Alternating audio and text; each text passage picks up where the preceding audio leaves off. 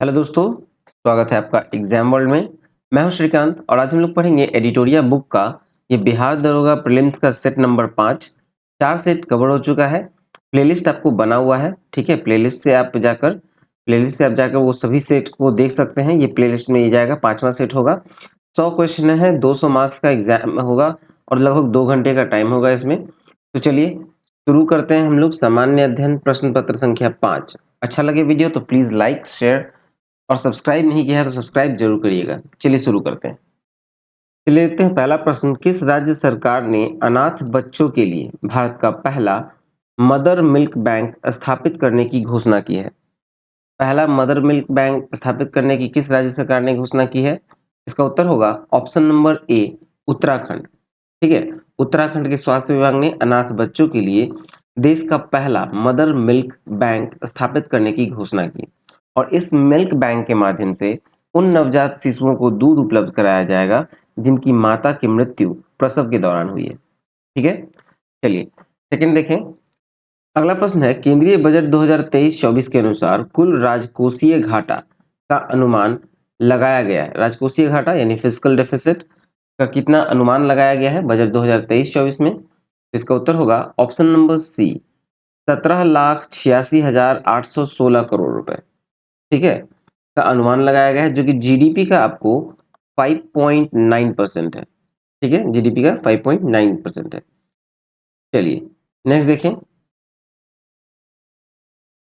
Next है केंद्रीय budget 2023-24 के अनुसार किस क्षेत्र के लिए डिजिटल पब्लिक इंफ्रास्ट्रक्चर का निर्माण किया जाएगा? तो ये किया जाएगा, आपको सही उत्तर होगा इसका ऑप्शन नंबर ए, कृषि। कृषि के लिए किया जाएगा। केंद्रीय बजट 2023-24 के अनुसार कृषि क्षेत्र के लिए डिजिटल पब्लिक इंफ्रास्ट्रक्चर का निर्माण किया जाएगा। चलिए नेक्स्ट देखते हैं। नेक्स्ट है, आर्थिक समीक्षा 2023-24 के अनुसार कुल विद्युत उत्पादन में सबसे बड़ा हिस्सा है। तो सबसे बड़ा हिस्सा जो विद्युत उत्पादन में है 2022-23 के आर्थिक समीक्षा में, वो है थर्मल ऊर्जा। ऑप्शन नंबर बी, थर्मल ऊर्जा। ठीक है, थर्मल ऊर्जा का सबसे बड़ा हिस्सा रहा है जो कि लगभग आपको 59.1% का है। ठीक है, 59.1% का। फिर आपको अक्षय ऊर्जा का देखें तो ये है 27.5% का। ठीक है, और सबसे तीसरा जो है वो है हाइड्रो। हाइड्रो हाइड्रो का हो गया कितना? वो हो गया 11.7% का। ठीक है, चलिए नेक्स्ट है, आर्थिक समीक्षा 2022-23 के आधार पर विश्व बैंक के अनुसार 2022 में शीर्ष धन प्रेषण प्राप्तकर्ता देश है।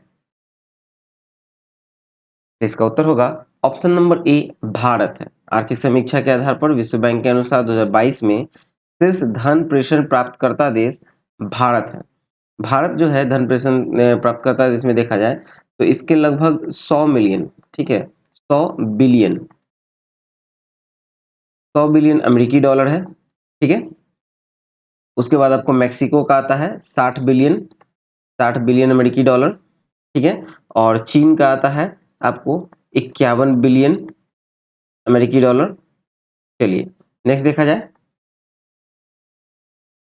नेक्स्ट है, हाल में प्रधानमंत्री नरेंद्र मोदी द्वारा विश्व के पहले नैनो यूरिया संयंत्र का उद्घाटन किस राज्य में किया गया? तो पहला नैनो यूरिया संयंत्र का उद्घाटन किया गया, उत्तर होगा ऑप्शन नंबर ए, गुजरात में। ठीक है, विश्व का पहला नैनो यूरिया संयंत्र का उद्घाटन कहाँ किया गया? तो गुजरात में। मिट्टी में यूरिया के प्रयोग में कमी लाने के लिए प्रधानमंत्री की अपील से प्रेरित होकर इसे तैयार किया गया। ये भूमिगत जल की गुणवत्ता सुधारने और जलवायु परिवर्तन और टिकाऊ उत्पादन पर सकारात्मक प्रभाव डालते हुए ग्लोबल वार्मिंग को कम करने में यह अहम भूमिका निभाएगा। ठीक है, चलिए नेक्स्ट प्रश्न की ओर मूव करें। नेक्स्ट है कि प्रतिवर्ष किस तिथि को विभाजन विभीषिका स्मृति दिवस मनाने का निर्णय प्रधानमंत्री नरेंद्र मोदी द्वारा लिया गया है? तो ये लिया गया है 14 अगस्त को। उत्तर होगा ऑप्शन नंबर बी, 14 अगस्त। ठीक है, 14 अगस्त को प्रतिवर्ष विभाजन विभीषिका स्मृति दिवस मनाने के रूप में निर्णय लिया गया है क्योंकि इसी दिन भारत और पाकिस्तान का विभाजन हुआ था। ठीक है, नेक्स्ट है, दिसंबर 2022 में आए बम चक्रवात निम्न में से किस क्षेत्र को प्रभावित किया? बम चक्रवात जो है इसका उत्तर होगा ऑप्शन नंबर सी अमेरिका और कनाडा को प्रभावित किया। ठीक है, दिसंबर 2022 में आया था बम चक्रवात, जो कि मुख्यतः अमेरिका और कनाडा के क्षेत्र में प्रभावित किया है। बम चक्रवात जो है आमतौर पर ठंड के दौरान देखने को मिलते हैं, क्योंकि चक्रवात जो है ठंडी और गर्म हवा के मिलने के कारण बनता है।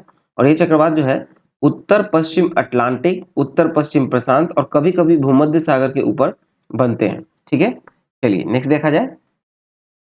नेक्स्ट है ईओएस, ईओएस 07।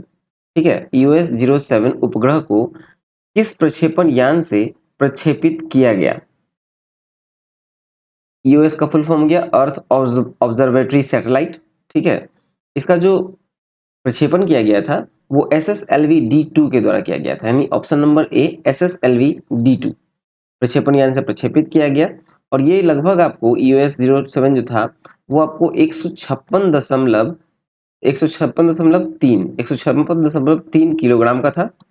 ठीक है, उपग्रह था, इसरो के द्वारा डिजाइन किया गया था और विकसित भी उसी के द्वारा किया गया था, इसरो के द्वारा।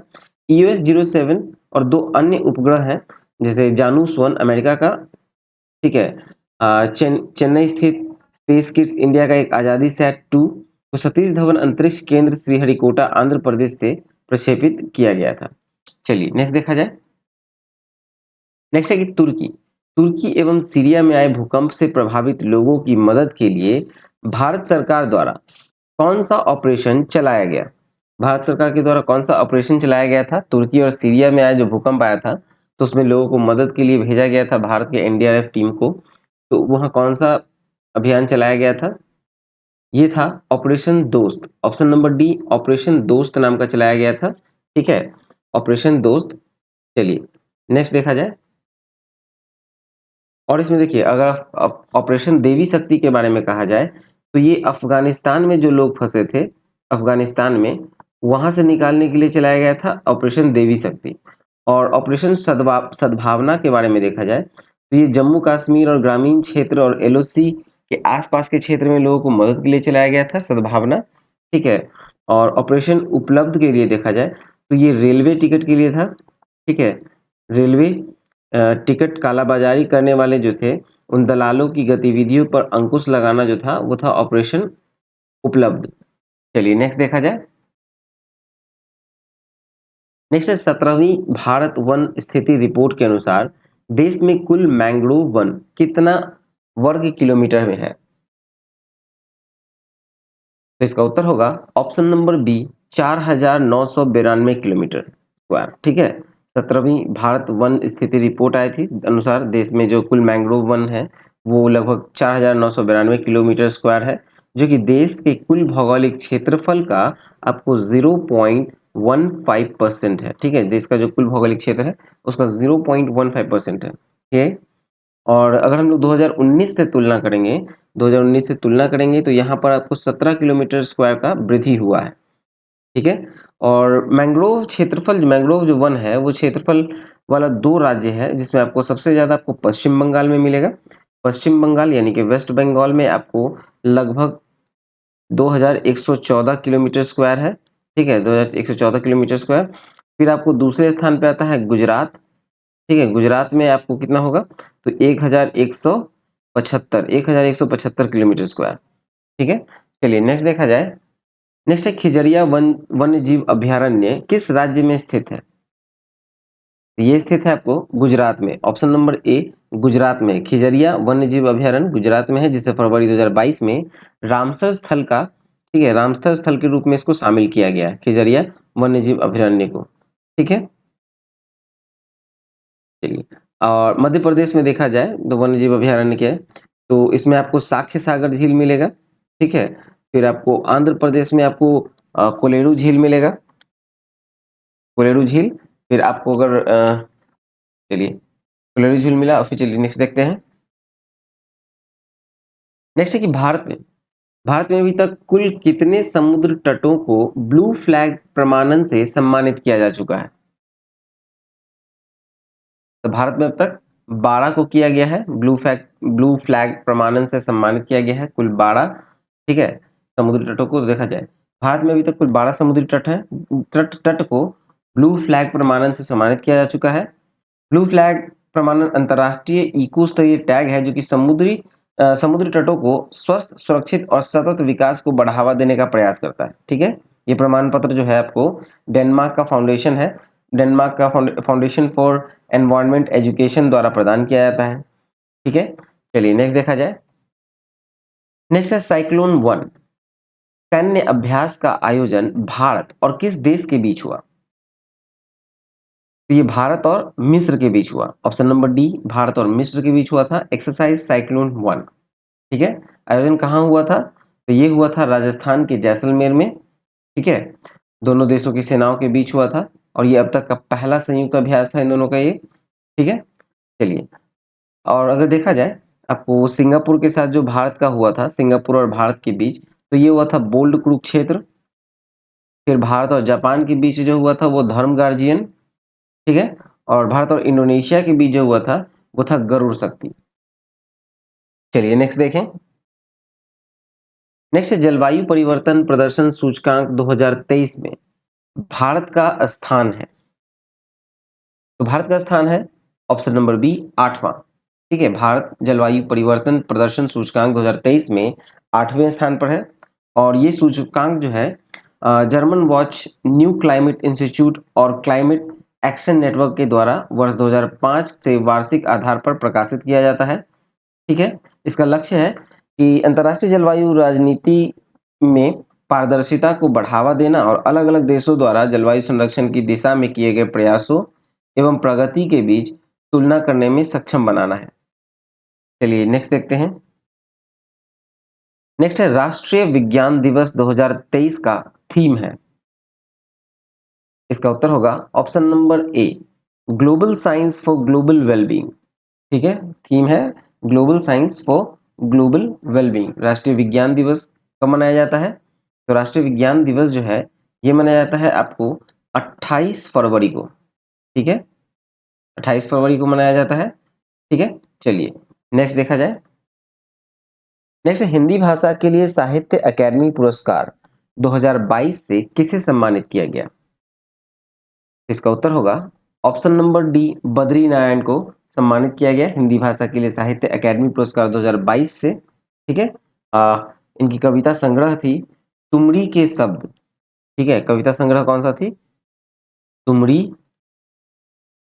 के शब्द के लिए प्रदान किया गया था। ठीक है, चलिए नेक्स्ट देखा जाए। नेक्स्ट है भौतिक के क्षेत्र में नोबेल पुरस्कार 2023, नोबेल पुरस्कार 2023 से किसे सम्मानित किया गया?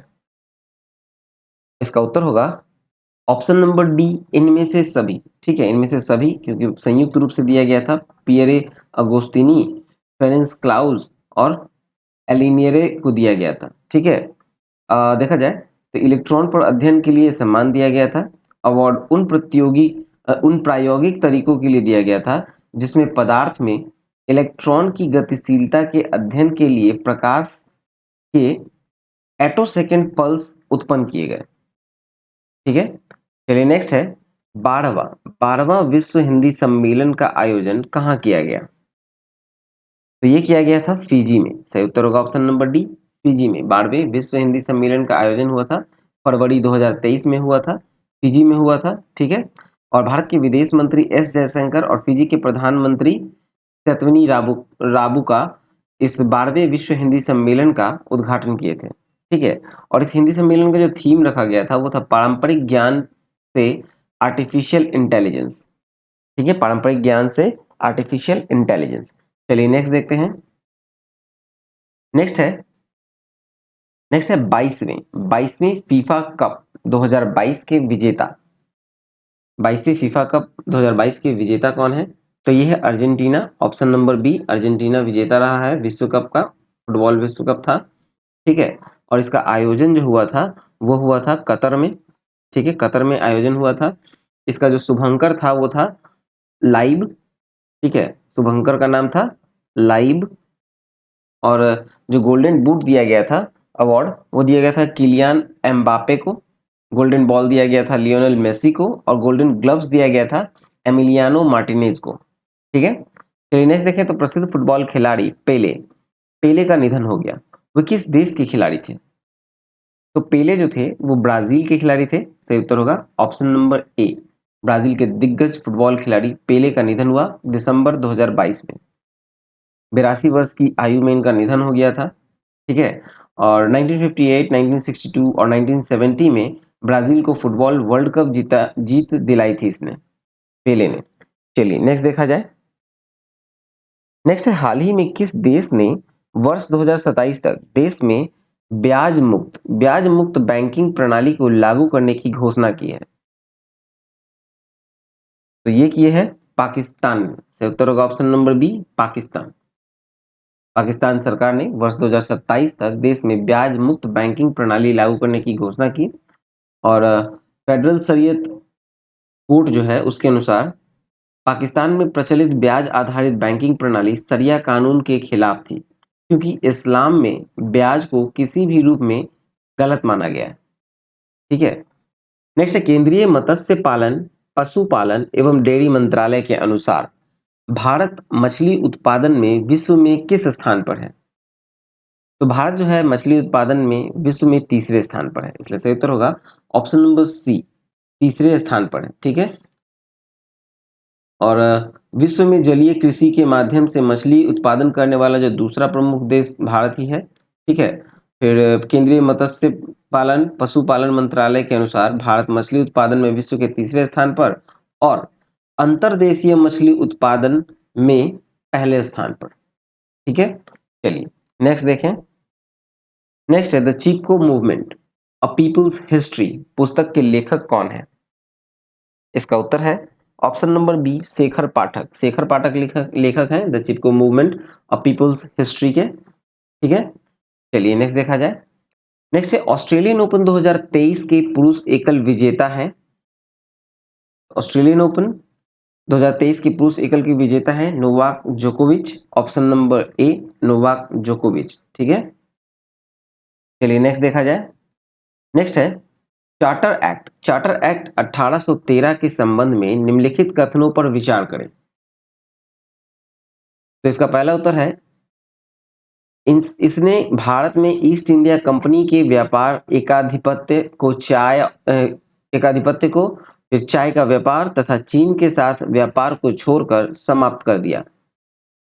तो ये होगा, सही होगा। और फिर इसने कंपनी द्वारा अधिकार में लिए गए भारतीय राज्य क्षेत्रों पर ब्रिटिश क्राउन की संप्रभुता को मजबूत कर दिया। ये भी सही होगा। भारत का राजस्व अब ब्रिटिश संसद के नियंत्रण में आ गया था। गलत।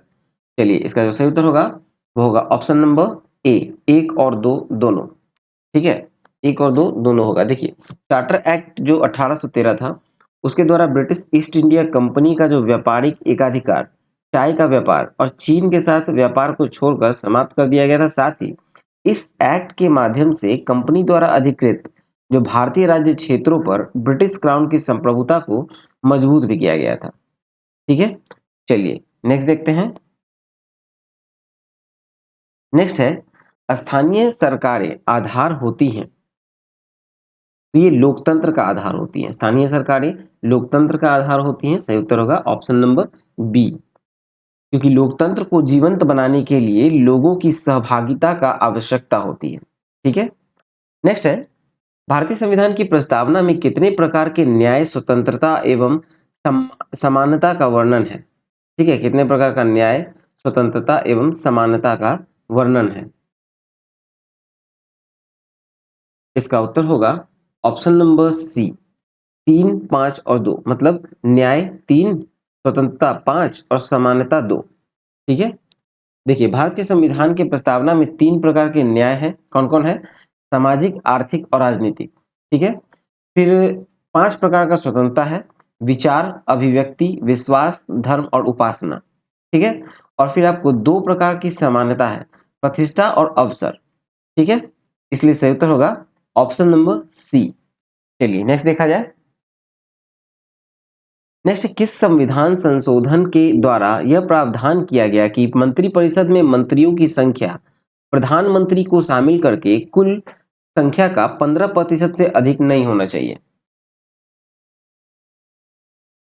इसका उत्तर होगा ऑप्शन नंबर सी, 51वां संविधान संशोधन। ठीक है, भारतीय संविधान में 51वां संविधान संशोधन अधिनियम 2003। ठीक है, 51वां संविधान संशोधन 2003 द्वारा यह प्रावधान किया गया कि मंत्रिपरिषद में मंत्रियों की कुल संख्या एक 15% से अधिक नहीं होना चाहिए। चलिए नेक्स्ट देखें।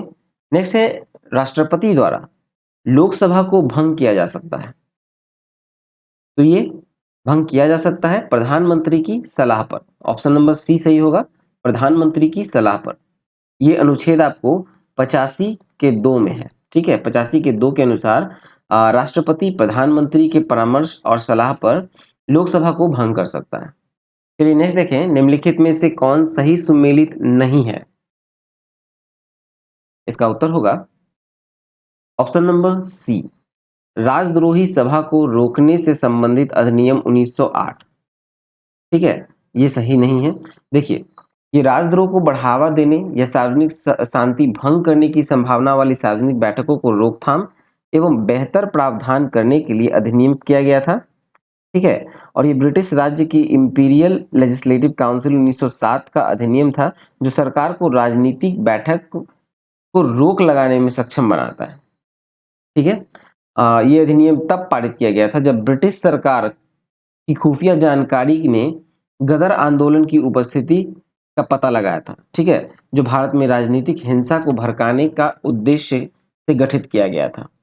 चलिए नेक्स्ट देखें। नेक्स्ट है पंचायतों एवं नगर पालिकाओं के संबंध में भारतीय संविधान में किस वर्ष प्रावधान किया गया था? ये किया गया था 1993 में, 1993 में किया गया था। पंचायत और नगर पालिकाओं के संबंध में भारतीय संविधान में प्रावधान 73वें और 74वें संशोधन अधिनियम के द्वारा। ठीक है, 73वें और 74वें, ठीक है, संविधान संशोधन हुआ था, उसके द्वारा किया गया था। और ये दोनों अधिनियम जो था 1993 में लागू हुआ था। ठीक है, 1993 में। और 73वां संविधान संशोधन अधिनियम जो है वो आपको 24 अप्रैल 1993 को, और 74वां संविधान संशोधन 1 जून 1993 को लागू हुआ था। चलिए नेक्स्ट देखें। भारत में न्यायिक पूर्ण विलोकन की शक्ति का प्रयोग किसके द्वारा किया जाता है? तो ये किया जाता है ए और बी दोनों के द्वारा, मतलब उच्च न्यायालय के द्वारा और सर्वोच्च न्यायालय के द्वारा। भारतीय संविधान के न्यायिक पूर्ण विलोकन का अवधारणा का जो है वो संयुक्त राज्य अमेरिका से लिया गया था इसको, और भारत में ये शक्ति उच्चतम न्यायालय और उच्च न्यायालय दोनों में निहित है। चलिए नेक्स्ट देखा जाए। डॉक्टर अंबेडकर द्वारा किसे संविधान का आत्मा कहा गया था? तो ये कहा गया था संवैधानिक उपचारों के अधिकार को। ठीक है, इसलिए ऑप्शन नंबर सी, संवैधानिक उपचारों के अधिकार को कहा गया था। भीमराव अंबेडकर ने अनुच्छेद 32 अर्थात संवैधानिक उपचारों के अधिकार को संविधान का आत्मा कहा। ठीक है, नेक्स्ट देखते हैं। नेक्स्ट है, निम्न में कौन संविधान का संघीय गुण नहीं है? तो ये ऑप्शन नंबर बी, एकल नागरिकता जो है वो संघीय गुण नहीं है, संघीय लक्षण नहीं है। ठीक है, भारतीय संविधान में एकात्मक और संघात्मक दोनों प्रकार की विशेषताएं होती हैं। ठीक है, जैसे एकात्मक विशेषता में देखा जाए तो एकल संविधान, एकल नागरिकता, सशक्त केंद्र, राज्यपाल की नियुक्ति और आपातकालीन उपबंध, ये सब आता है आपको एकल नागरिकता में। और संघात्मक विशेषताओं में देखेंगे तो संविधान की सर्वोच्चता, स्वतंत्र न्यायपालिका, केंद्र राज्य के मध्य शक्तियों का बंटवारा और लिखित संविधान, ये आता है आपको संघात्मक विशेषताओं में। ठीक है, चलिए नेक्स्ट देखा जाए। नेक्स्ट है, 6 प्रमुख बैंकों का राष्ट्रीयकरण किस पंचवर्षीय योजना के दौरान किया गया था? तो 6 प्रमुख बैंकों का राष्ट्रीयकरण हुआ था छठी पंचवर्षीय योजना के तहत। ठीक है, और ये 1980 में हुआ था, 1980 में हुआ था। ठीक है, 1980 में 80 की छठी पंचवर्षीय योजना के दौरान किया गया था। और 14 प्रमुख बैंकों का राष्ट्रीयकरण फिर कब हुआ था? तो 14 का हुआ था पहले, उससे पहले हुआ था 1969 में। चलिए नेक्स्ट है, राष्ट्रीय बागवानी बोर्ड की स्थापना कब की गई थी?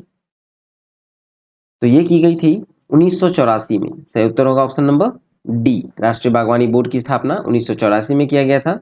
और इसका मुख्यालय कहाँ है? तो ये हरियाणा के गुरुग्राम में है। ठीक है, गुरुग्राम में। और ये बोर्ड जो है स्वायत्त कंपनी के रूप में कार्य करती है। चलिए नेक्स्ट देखते हैं। नेक्स्ट है, डाकघर बचत संगठनों की सभी जमाओं को किस समग्र मुद्रा आपूर्ति में शामिल किया गया है? तो ये किया गया है M4 में। M1, M2, M3, M4 जो है वो आरबीआई के द्वारा उपयोग किए जाने वाले 4 मौद्रिक योग्य हैं, ठीक है, योग है। और M1 मुद्रा अधिक तरल, M4 मुद्रा सबसे कम तरल होता है, ठीक है। चलिए नेक्स्ट है आत्मनिर्भरता। आत्मनिर्भरता के उद्देश्य को पहली बार किस पंचवर्षीय योजना में शामिल किया गया था? तो ये किया गया था ऑप्शन नंबर सी, तीसरे पंचवर्षीय योजना में। आत्मनिर्भरता के उद्देश्य को पहली बार तीसरी पंचवर्षीय योजना में शामिल किया गया और इस योजना का कार्यकाल जो था वो था 1961 से 66 तक, ठीक है। और ये पहली पंचवर्षीय योजना का उद्देश्य जो था वो कृषि विकास के लिए था, ठीक है। पहला किस चीज के लिए था? तो था कृषि विकास। दूसरा पंचवर्षीय योजना का उद्देश्य था आपको उद्योग का विकास, ठीक है। और तीसरा में आपको आत्मनिर्भरता का उद्देश्य। चलिए नेक्स्ट देखते हैं। नेक्स्ट है अब तक कुल कितनी बार भारतीय मुद्रा का अवमूल्यन किया जा चुका है? अवमूल्यन मतलब डिवैल्यूएशन किया गया है, कितनी बार किया जा चुका है? तो ये 3 बार किया जा चुका है, ऑप्शन नंबर बी 3 बार, ठीक है। ये अवमूल्यन पहली बार कब हुआ था? तो पहली बार हुआ था 1949 में, फिर दूसरी बार हुआ 1966 में, फिर तीसरी बार हुआ 1991 में, ठीक है। 3 बार हो चुका है। चलिए नेक्स्ट देखते हैं। निम्नलिखित में से कौन सा दर्रा श्रीनगर और लेह को जोड़ता है? तो जोजिला दर्रा है, श्रीनगर और लेह को जोड़ता है, ठीक है। श्रीनगर और लेह को जोड़ने वाली दर्रा जोजिला दर्रा। अगर बारालाचा के बारे में देखें तो ये हिमाचल प्रदेश के लाहौल क्षेत्र को लद्दाख के लेह से जोड़ती है, ठीक है। लाहौल क्षेत्र को लद्दाख के लेह से जोड़ जाती है हिमाचल प्रदेश में। फिर आपको नाथुला दर्रा के बारे में देखें तो ये जो है आपको सिक्किम और दक्षिण तिब्बत में चुंबी घाटी को जोड़ती है, ठीक है। चलिए नेक्स्ट देखते हैं। नेक्स्ट है निम्नलिखित में से कौन सा स्थान यूरेनियम के खनन के लिए प्रसिद्ध है? तो यूरेनियम के खनन के लिए प्रसिद्ध जो है वो है Jaduguda, option number B Jaduguda, ठीक है। जादूगोड़ा यूरेनियम के खनन के लिए प्रसिद्ध है। भारतीय यूरेनियम निगम का स्थापना कब हुआ था? भारतीय यूरेनियम निगम का स्थापना जो हुआ था वो हुआ था 1967 में हुआ था, ठीक है। और यूरेनियम निगम का जो मुख्यालय है वो जादूगोड़ा में है। रानीगंज, झरिया, बोकारो कोयला के लिए प्रसिद्ध है, ठीक है। रानीगंज, झरिया और बोकारो आपको कोयला के लिए हो गया। पन्ना हीरा के लिए पन्ना जो है ये आपको हीरा के लिए प्रसिद्ध है, ठीक है। चलिए नेक्स्ट देखते हैं। नेक्स्ट है बेरिंग। बेरिंग जलडमरू मध्य निम्नलिखित में से किसे जोड़ता है? तो बेरिंग जलडमरू मध्य जो है वो आपको आर्कटिक महासागर और प्रशांत महासागर को जोड़ता है, ठीक है। आर्कटिक महासागर और प्रशांत महासागर कौन जोड़ेगा? तो बेरिंग जलडमरू, ठीक है। चलिए नेक्स्ट देखा जाए।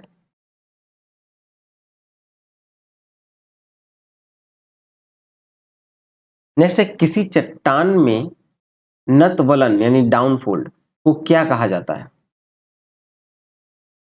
इसे कहा जाता है अभिनति, ऑप्शन नंबर ए अभिनति कहा जाता है, ठीक है। पृथ्वी के अंतरजात बल द्वारा उत्पन्न जो क्षैतिज संचलन द्वारा जब भूपटलीय चट्टानों में संपीड़न की स्थिति उत्पन्न हो जाती है तो चट्टानों में लहरनुमा मोड़ पड़ती है और इस मोड़ को फोल्ड यानी वलन कहा जाता है, ठीक है। और वलन के उठे हुए भाग को उपनति यानी एंटीक्लाइंस कहा जाता है, ठीक है। और नीचे धंसे हुए भाग को अभिनति यानी सिंक्लाइंस कहा जाता है। नेक्स्ट है कोलेरू झील किस भारतीय राज्य में स्थित है? तो केलोरू झील जो है कोलेरू झील ये आपको आंध्र प्रदेश में है, सही उत्तर होगा ऑप्शन नंबर सी आंध्र प्रदेश, ठीक है। कोलेरू झील आपको स्थित है आंध्र प्रदेश में। चलिए जैसे केरल में देखा जाए आपको पेरियार है, ठीक है। महाराष्ट्र में आपको लोनार है, ठीक है। उड़ीसा में आपको चिल्का है, मणिपुर में आपको लोकटक है, राजस्थान में डिडवाना है, ठीक है। चलिए नेक्स्ट देखते हैं। नेक्स्ट है सरदार सरोवर बांध किस नदी पर बना हुआ है?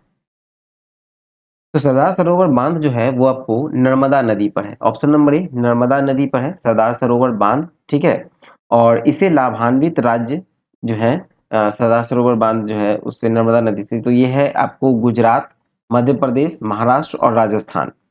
नर्मदा नदी जो है नर्मदा नर्मदा नदी ये आपको कहाँ से निकलती है? तो ये निकलती है आपको अमरकंटक की पहाड़ी से, ठीक है। अमरकंटक की पहाड़ी से निकलती है और ये मध्य प्रदेश की जीवन रेखा भी कहलाती है नर्मदा नदी।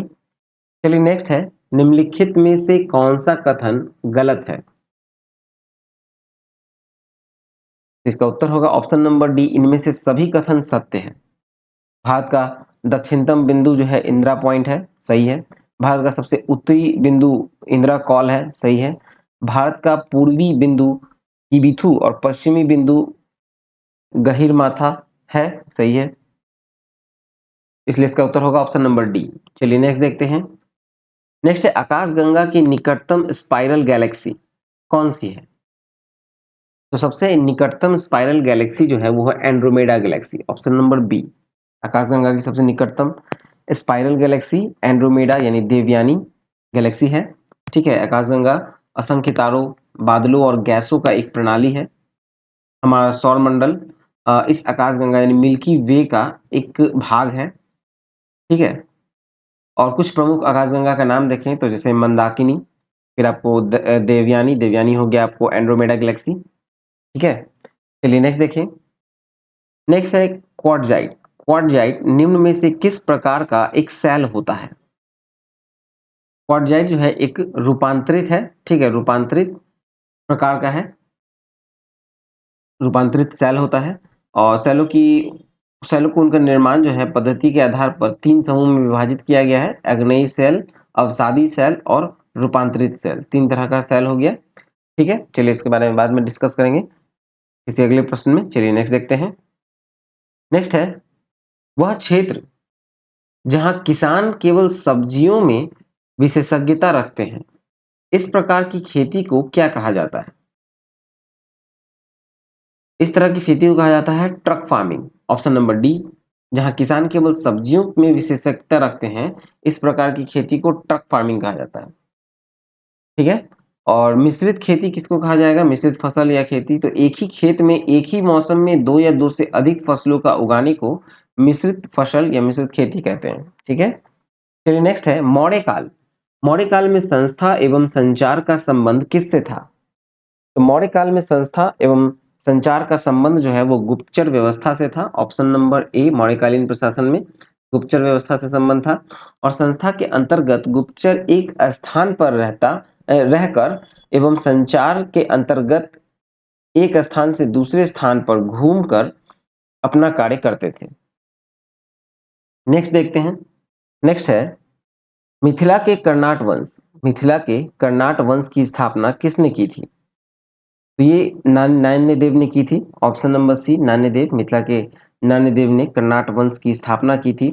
इसने 1097 से 1147 तक शासन किया था। इस वंश का अंतिम शासक जो था वो था हरि सिंह देव, ठीक है। चलिए नेक्स्ट देखते हैं। नेक्स्ट है, निम्नलिखित घटनाओं को कालक्रम के अनुसार बढ़ते हुए सही क्रम में व्यवस्थित करें। इसका उत्तर होगा ऑप्शन नंबर सी, 1342, मतलब वास्को डी गामा की दूसरी बार भारत यात्रा पहले स्थान पे। फिर आपको दूसरा होगा ईस्ट इंडिया कंपनी की स्थापना। फिर होगा वांडीवास का निर्णायक युद्ध। और फिर होगा आपको बेदरा का युद्ध, सॉरी, यहाँ होगा आपको तीसरे स्थान पर बेदरा का युद्ध। फिर होगा आपको वांडीवास का निर्णायक युद्ध, ठीक है। चलिए नेक्स्ट देखते हैं। नेक्स्ट है, निम्न में से किस क्षेत्र में स्थायी बंदोबस्त की प्रथा प्रचलित नहीं थी?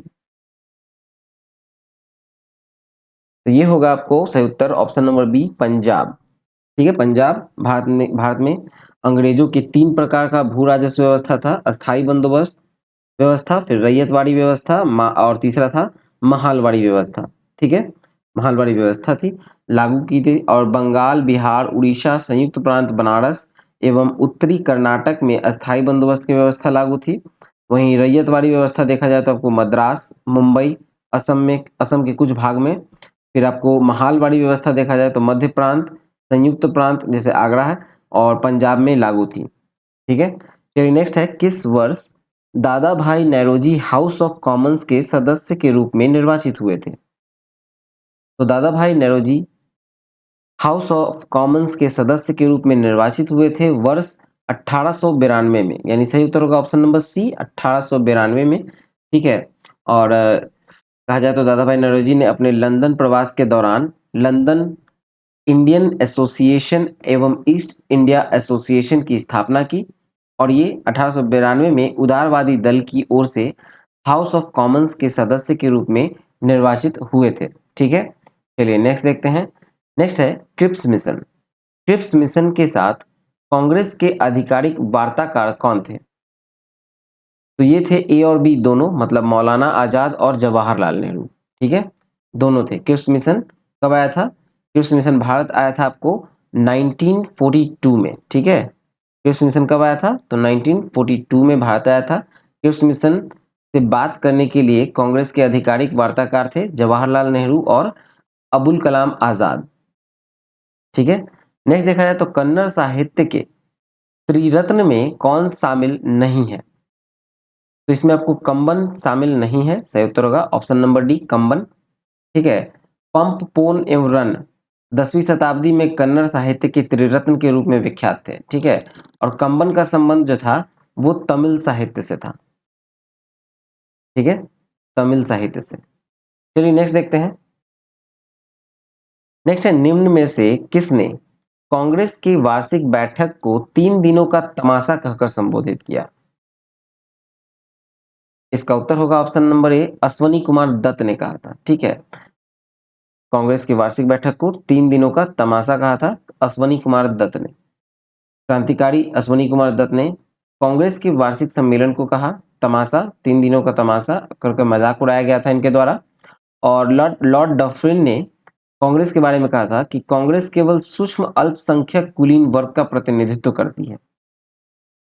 फिर नेक्स्ट है, नेशनल हेराल्ड पत्रिका का संपादन किया था? तो नेशनल हेराल्ड पत्रिका का संपादन किया था जवाहरलाल नेहरू ने, ऑप्शन नंबर ए। कब? तो इसका संपादन किया था 1938 में। ठीक है, 1938 में। चलिए, और ये अंग्रेजी की पत्रिका थी। ठीक है, ठीक है, चलिए नेक्स्ट देखें।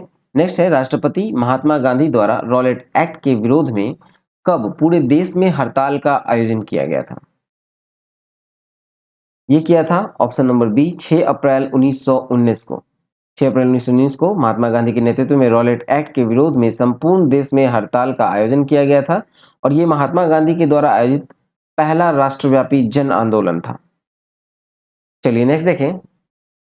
शुद्ध दैतवाद मत के संस्थापक निम्न में से कौन थे? तो ये थे वल्लभाचार्य। सही उत्तर होगा ऑप्शन नंबर बी वल्लभाचार्य।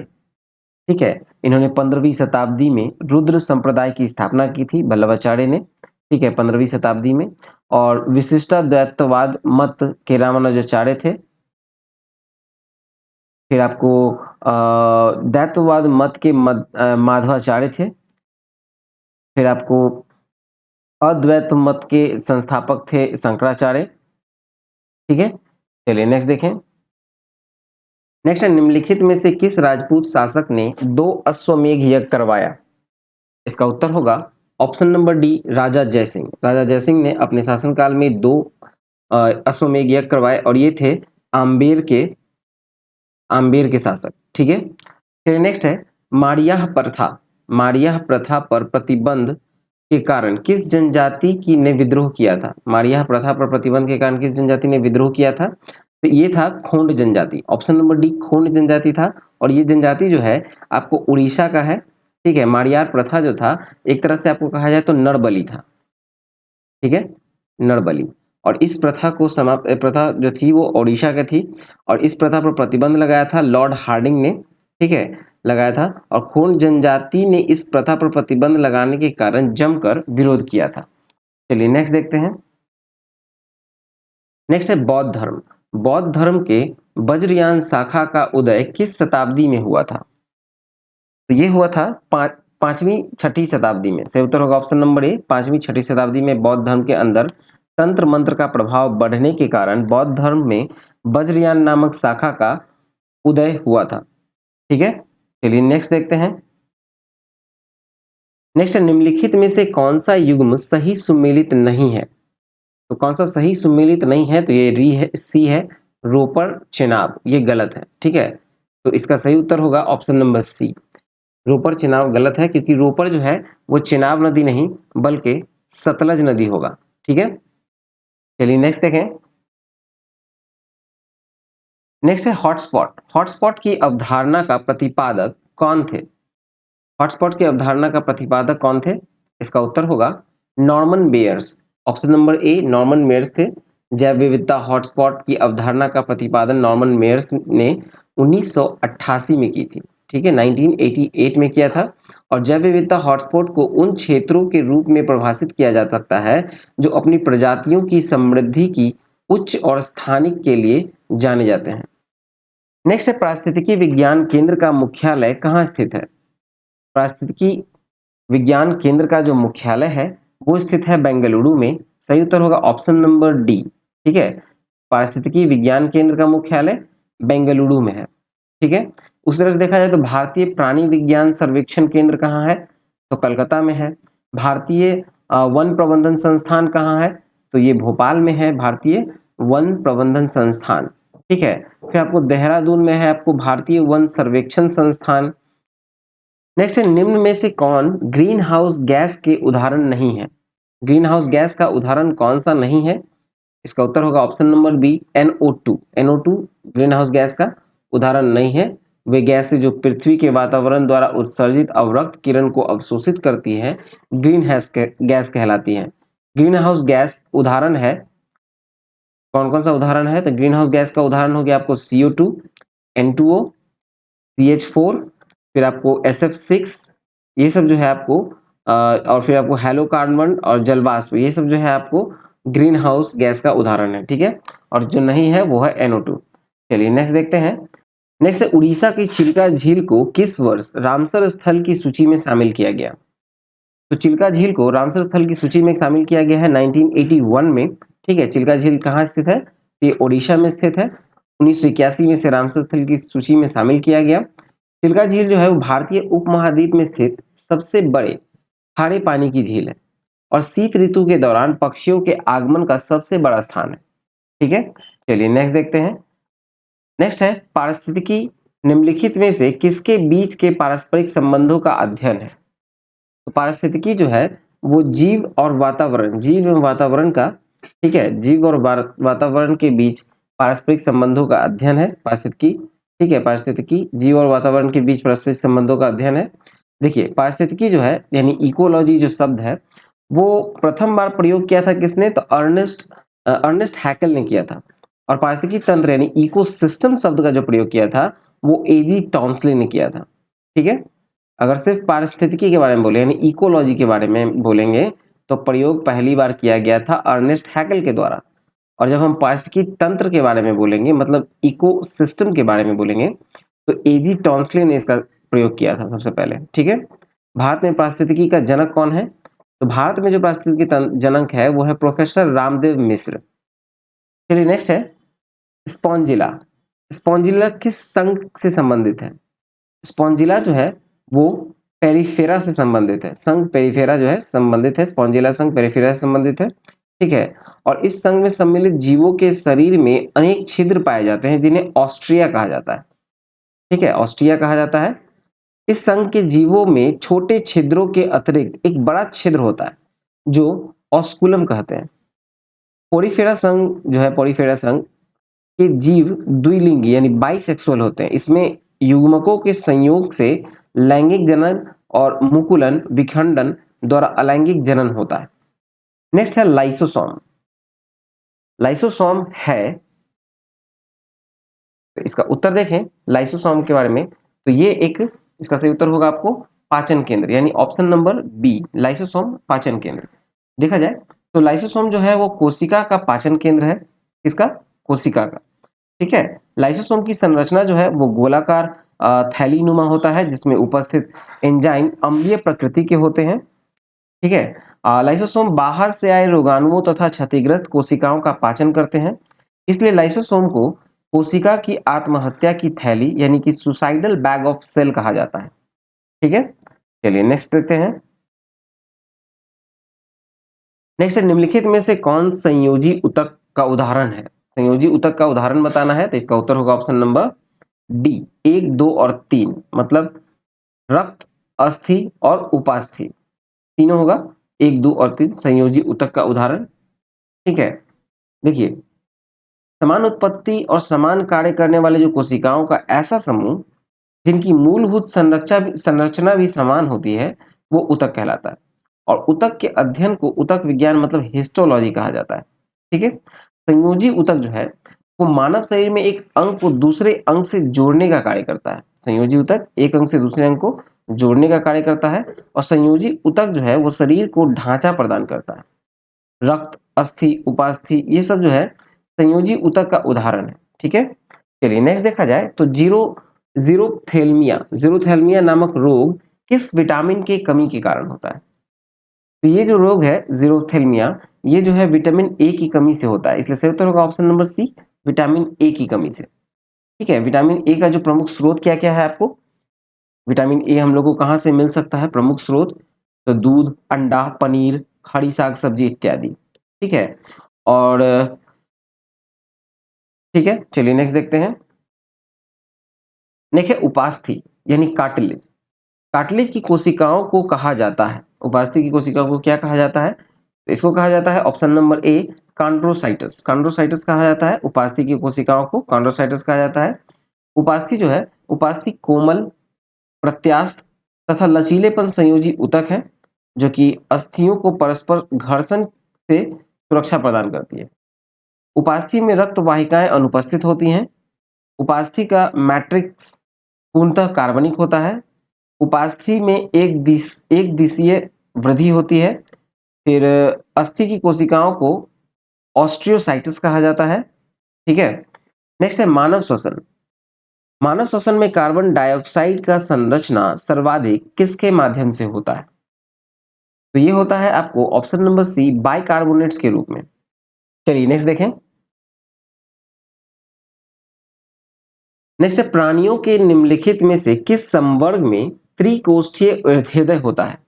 प्राणियों के निम्नलिखित किस संवर्ग में त्रिकोष्ठीय हृदय होता है? तो ये होता है उभयचर और सरीसृप में, यानी ऑप्शन नंबर बी, उभयचर और सरीसृप में त्रिकोष्ठीय हृदय होता है। इसमें से 2 अलिंद और 1 निलय होता है। मछलियों के हृदय 2 कक्षीय होते हैं और पक्षियों एवं स्तनधारियों का हृदय 4 कक्षीय होता है। नेक्स्ट है रक्तचाप। रक्तचाप को नियंत्रित करने वाली ग्रंथि। तो रक्तचाप को नियंत्रित करने वाली जो ग्रंथि है वो है अधिवृक्क ग्रंथि, यानी ऑप्शन नंबर बी, अधिवृक्क ग्रंथियां जो है वो है रक्तचाप को नियंत्रित करने वाली। ये हार्मोन का उत्पादन करती है जो उपाचय, प्रतिरक्षा प्रणाली, रक्तचाप, तनाव की प्रक्रिया और अन्य आवश्यक कार्यों को विनियमित करने में मदद करती है। ठीक है। चलिए नेक्स्ट देखते हैं। नेक्स्ट है मूत्र का पीला रंग किसकी मौजूदगी के कारण होता है? तो मूत्र का पीला रंग जो होता है वो यूरोक्रोम के कारण होता है, यूरोक्रोम के मौजूदगी के कारण, यानी ऑप्शन नंबर डी होता है। ठीक है। नेफ्रॉन या वृक्क नलिका में रुधिर से छनकर आए जो जल और शेष उत्सर्जी पदार्थ का मिश्रण को मूत्र कहते हैं। मनुष्य का मूत्र जो है वो पारदर्शी और हल्के पीले रंग का द्रव है। ठीक है। हाँ, कहा जाए तो इसका पीला रंग जो है वो हीमोग्लोबिन के अपघटन से जो निर्मित यूरोक्रोम है, यूरोक्रोम उसी के कारण होता है। ठीक है। नेक्स्ट है निम्न में से कौन सा जीन की कार्यात्मक इकाई है? तो जीन का जो कार्यात्मक इकाई है वो है cistron, option number B, cistron. जीन का कार्यात्मक इकाई सिस्ट्रॉन। ठीक है। चलिए नेक्स्ट देखें।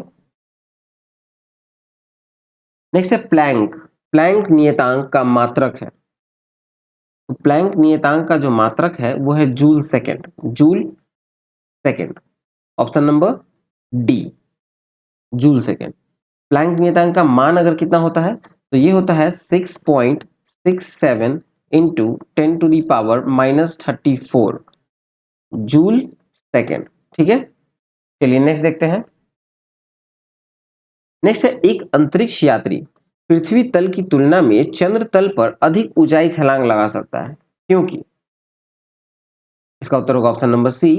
चंद्र का जो तल है वो गुरुत्वाकर्षण बल पृथ्वी तल की तुलना में अत्यल्प है, मतलब बहुत कम है, अत्यल्प है। ठीक है, देखिए चंद्रमा पर जो गुरुत्वाकर्षण बल का मान है वो पृथ्वी की तुलना का कितना होता है, तो 1/6 होता है। मतलब यदि पृथ्वी पर किसी वस्तु का भार अगर 60 किलो हो जाता है, तो चंद्रमा पर जाकर उसका वजन जो है वो मात्र 10 केजी रह जाएगा। ठीक है, चलिए नेक्स्ट देखते हैं। नेक्स्ट, बर्फ के दो टुकड़ों को आपस में दबाने पर टुकड़े आपस में चिपक क्यों जाते हैं? इसका उत्तर होगा ऑप्शन नंबर ए। दाब अधिक होने से बर्फ का गलनांक घट जाता है। ठीक है, बर्फ पर जब दबाव पड़ने से बर्फ का गलनांक कम हो जाता है एवं दबाव घटाने पर बर्फ का गलनांक बढ़ जाएगा। यदि दो बर्फ के टुकड़े को एक साथ रखकर उस पर दबाव बढ़ाया जाता है, तो दोनों बर्फ के टुकड़ों के संयुक्त स्थान पर दबाव बढ़ने के कारण गलनांक कम हो जाएगा और उनके बीच पानी का एक परत तैयार हो जाएगा। बाद में जब दबाव घटाया जाता है तब पानी की यह परत जम जाती है। यही कारण है कि दोनों टुकड़े आपस में चिपक जाते हैं। ठीक है, चलिए नेक्स्ट देखें। नेक्स्ट, निम्नलिखित में से प्रकाश के किस रंग की तरंगदैर्घ्य सबसे कम होती है? तो वो होती है बैंगनी का। ऑप्शन नंबर डी, बैंगनी। सबसे कम तरंगदैर्घ्य वाला प्रकाश बैंगनी होता है। प्रकाश की वर्ण विक्षेपण प्रक्रिया में जब सूर्य का प्रकाश किसी प्रिज्म से होकर गुजरता है तो अपवर्तन के बाद विभिन्न रंगों में बढ़ जाता है।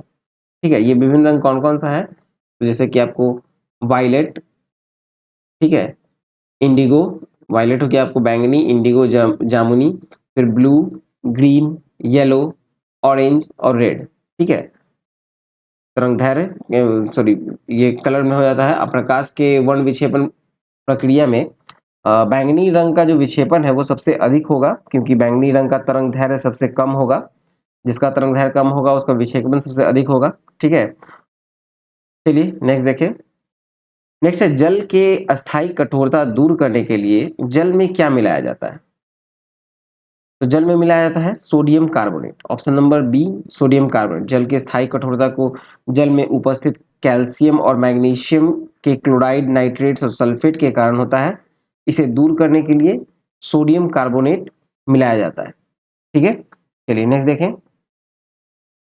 नेक्स्ट है, निम्नलिखित का मिलान कीजिए। इसका उत्तर होगा ऑप्शन नंबर सी। ठीक है, पोटेशियम नाइट्रेट बारूद, पेनिसिलिन प्रतिजैविक, यूरिया उर्वरक, मैलाथियान कीटनाशक। ठीक है, चलिए नेक्स्ट देखें। नेक्स्ट है, निम्न में से कौन सा पौधा के लिए एक सूक्ष्म पोषक तत्व है? निम्न में से कौन सा पौधों के लिए एक सूक्ष्म पोषक तत्व है? इसका उत्तर होगा boron. Option number D, boron.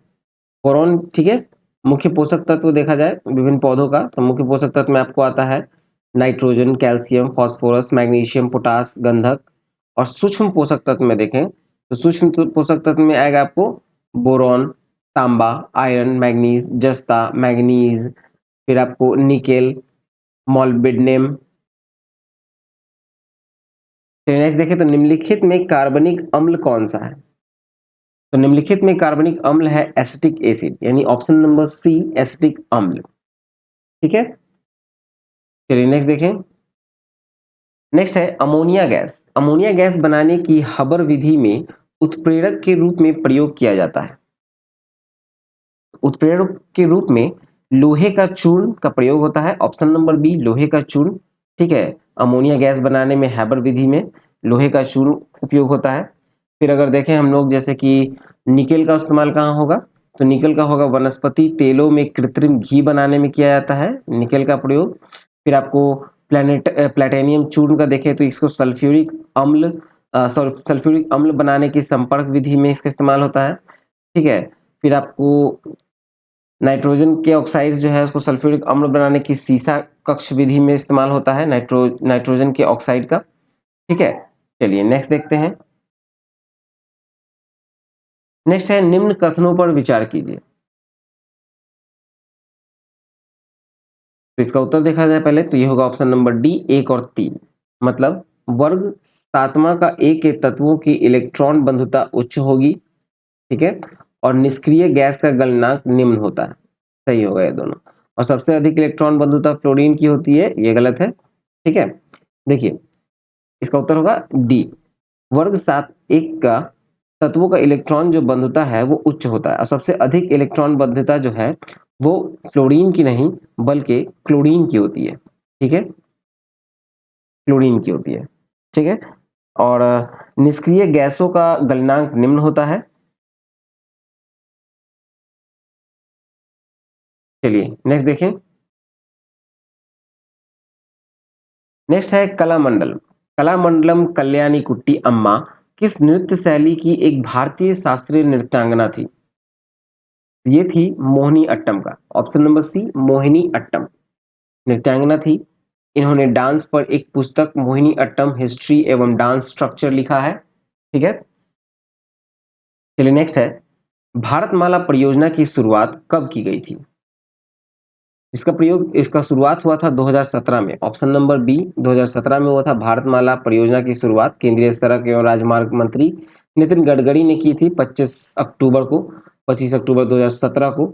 इस परियोजना के तहत लगभग 26,000, ठीक है, लगभग 26,000 किलोमीटर लंबा जो है आर्थिक गलियारे का विकास करना है। ठीक है, चलिए नेक्स्ट देखें।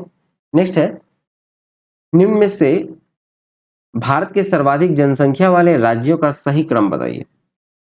तो भारतीय राज्य का जो सर्वाधिक जनसंख्या वाला क्रम है तो इसका ऑप्शन होगा ए नंबर सही, क्योंकि महाराष्ट्र सबसे अधिक, फिर बिहार, फिर पश्चिम बंगाल। ठीक है, क्योंकि जनसंख्या सर्वाधिक जनसंख्या वाला में देखा जाए तो 2011 की जनगणना के अनुसार अगर देखें तो सर्वाधिक जनसंख्या वाले राज्य का जो क्रमशः देखा जाए तो पहला है उत्तर प्रदेश, जो कि आपको ऑप्शन में नहीं था। ठीक है, दूसरे स्थान पे आता है आपको महाराष्ट्र, तीसरे स्थान पे आएगा आपको बिहार, और चौथे स्थान पे आएगा आपको पश्चिम बंगाल, और पांचवें स्थान पे अगर हम लोग देखें तो ये आएगा आपको आंध्र प्रदेश। ठीक है, चलिए नेक्स्ट देखें।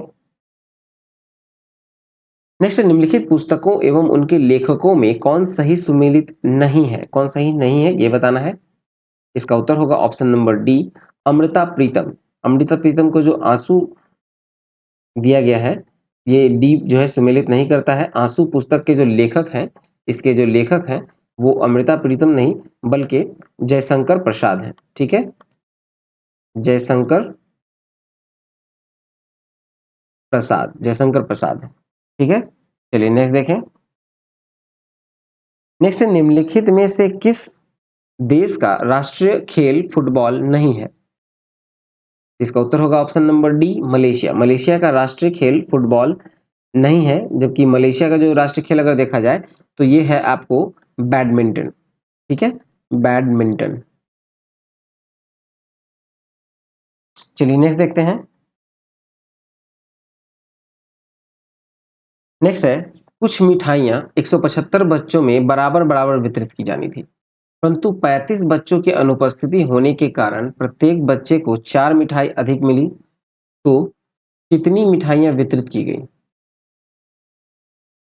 ठीक है, यहां देखा जाए तो मान लीजिए कुल मिठाई कितनी थी, तो कुल मिठाई मान लेते हैं एक्स थी। ठीक है, और एक्स मिठाइयां थी तो कहा जाए तो कुल 175 बच्चों में बराबर बराबर वितरित करने की 35 बच्चों को अनुपस्थित रहे थे, यानी कि 35 अनुपस्थित यानी 140 लोग उपस्थित होंगे, तो यानी एक्स का 140 उपस्थित रहा।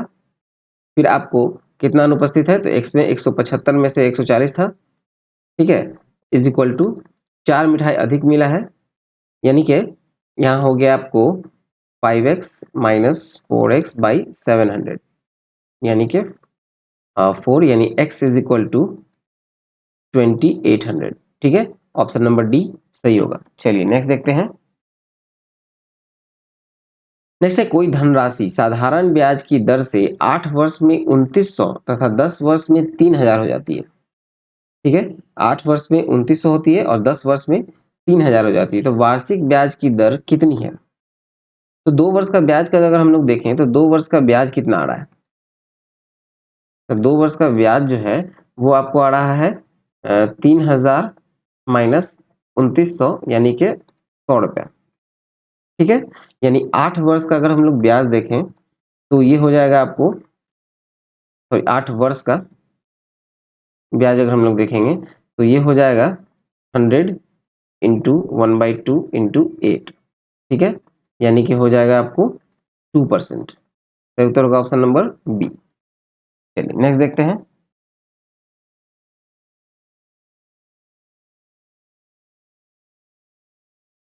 नेक्स्ट है, यदि x square plus 1/x² is equal to 102 होता है तो x माइनस 1/x का मान क्या होगा? तो देखिए इसका जो वैल्यू है 102 है, यानी कि यहाँ पर हम लोग अगर करेंगे x square plus 1/x² is equal to 100 plus 2 कर सकते हैं इसको हम लोग। ठीक है, अब हम लोग इसको क्या करेंगे, 2 को इधर ले जाएंगे, यानी कि x square plus 1/x² minus 2 कर देंगे इसको, तो ये हो जाएगा 100, यानी कि ये हो जाएगा x माइनस 1/x का होल स्क्वायर हो जाएगा इज इक्वल टू 100, यानी कि आपको अगर हम लोग इसका जब स्क्वायर हटाएंगे तो x minus 1/x is equal to √100 100 हो जाएगा, यानी कि 10 आंसर। सही उत्तर होगा ऑप्शन नंबर बी 10। चलिए नेक्स्ट देखें। नेक्स्ट है, निम्न संख्या श्रृंखला में गलत पद को निकालें। ठीक है, गलत पद को निकालें। देखिए पहले कंपेयर किया जाए तो जब 3 और 4 में होगा तो क्या होगा, 1 इंटू 1। ठीक है, एक से गुना किया जा रहा है फिर एक को जोड़ा जा रहा है। फिर 4 से 10 में देखा जाए तो यहाँ आपको 2 से गुना किया जा रहा है, 2 को जोड़ा जा रहा है। फिर यहाँ से देखें तो यहाँ आपको 3 को गुना किया जा रहा है और 3 को जोड़ा जा रहा है। तो यहाँ पे आपको 4 को गुना करेगा, 4 को जोड़ेगा, यहाँ 5 को गुना करेगा, 5 को जोड़ेगा, या 6 को गुना करेगा और 6 को जोड़ेगा। ठीक है, तो 6 को गुना करके 6 जोड़ा जाएगा। ठीक है, तो यहाँ पर जो आपको 32 आ रहा है ये आपको गलत आ रहा है, क्योंकि 10 गुना 3 किया जाए और प्लस 3 किया जाए तो यहाँ आना चाहिए 33, लेकिन आ रहा है आपको 32, इसलिए सही उत्तर होगा ऑप्शन नंबर डी 32। ठीक है, गलत शब्द को निकालना था। चलिए नेक्स्ट है, लुप्त संख्या ज्ञात करें। लुप्त संख्या को ज्ञात करना है तो देखिए यहाँ पर मिसिंग है, इसको ज्ञात करना है तो पहले देखिए 7 प्लस 6 प्लस 3, 7 प्लस 6 प्लस 3 कितना हुआ, तो ये हो गया आपको 16, और 16 इंटू 3 किया जाए तो आ गया 48। उसी तरह से 4 प्लस 9 प्लस 8 ये हो गया आपको 21, और उसको भी 3 से मल्टीप्लाई करेंगे तो ये हो जाएगा 63। उसी तरह 2 प्लस 5 प्लस 7 कितना हो गया 14, और 14 को भी 3 से मल्टीप्लाई करेंगे तो आएगा 42, यही सही उत्तर होगा ऑप्शन नंबर सी। तो चलिए ये सेट नंबर 5 जो था ये यहाँ कंप्लीट हुआ। ठीक है, आई होप आपको अच्छा लगा हो। बाकी सभी सेट का जो है वो प्लेलिस्ट बना हुआ है, आप वहां से देख सकते हैं। तो चलिए मिलते हैं नेक्स्ट वीडियो में, तब तक के लिए all the best and thank you for watching exam world.